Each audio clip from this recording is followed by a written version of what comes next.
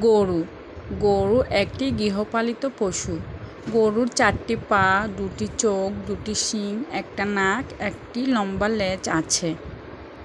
ঘরে পালন করা হয়, তাই গরুকে গৃহপালিত পশু বলে। গরু বিভিন্ন রঙের হয়ে থাকে, যেমন সাদা, কালো, লাল, খয়েরি, বাদামি ইত্যাদি। এটি মানুষের জন্য খুবই উপকারী প্রাণী। গরুর দুধ পুষ্টিকর খাবার হিসাবে আমাদের শরীরের জন্য অপরিহার্য। দুধ থেকে দই, ঘি, মাখন ইত্যাদি তৈরি করা যায়। গরুর গোবর জ্বালানি ও সার হিসেবে ব্যবহৃত হয়। গরুর চামড়া দিয়ে জুতা, ব্যাগ সহ বিভিন্ন জিনিস তৈরি হয়। কৃষকেরা গরু দিয়ে জমি চাষ করে এবং গাড়ি টানে।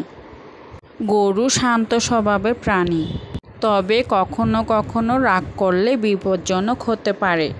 গরু ঘাস খেতে ভালোবাসে।